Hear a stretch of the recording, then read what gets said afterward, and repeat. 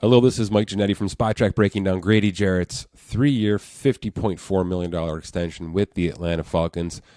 A show of confidence, not only in Grady, but with this team as a whole right now as they try to rebuild this thing on the fly in Atlanta with some offensive weapons that they've added over the past 2 seasons that should help reinforce things.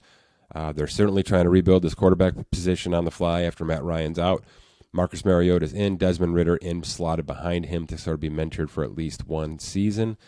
And Grady Jarrett deserves the contract. We thought it'd be elsewhere. We thought this would be a trade and extension situation. That's not the case. And it's good coin for a approaching 30-year-old defensive tackle. So $16.8 million average salary in terms of the new money, new years.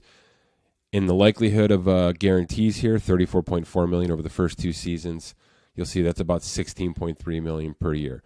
Still really good pay for an upwards of 30 defensive tackle in a league that is sort of declining this position financially speaking. Basic stuff. Almost minimum salary here. Really good $16.5 million signing bonus. He was slotted to make $16.5 million this year on his previous contract. He's making just a bit more than that now with the new signing bonus. That basically all got converted to signing bonus, the $16.5.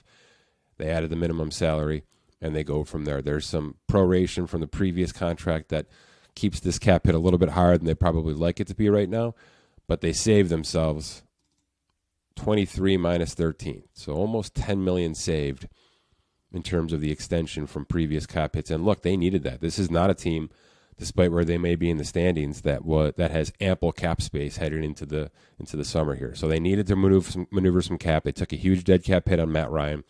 This frees up cap space, keeps him under tow for at least 2 more years based on how this guarantee structure is built in. As you can see, the 34 guaranteed at sign includes that bonus, this year's salary, and next year's salary. And that's pretty much where this stops. Everything else is pay as you go from there out. There's a March bonus here of $1 million, which basically locks him in either for this season or he walks away and Atlanta frees themselves up almost $12 million here on the 2024 salary cap to move on from there. So really what they did is they tacked on an extra year fully guaranteed, gave him a little bit more change this year than he was set to make, and that's good business. You don't want to be pushing too many positions out more than 3-4 years at any time. Atlanta's trying to redo this thing quickly, and if it doesn't work out, this is the kind of player that's going to fall off this roster after 2024, after 2023, and maybe even next year as a tradable asset. So there's a lot of ways to go with this contract.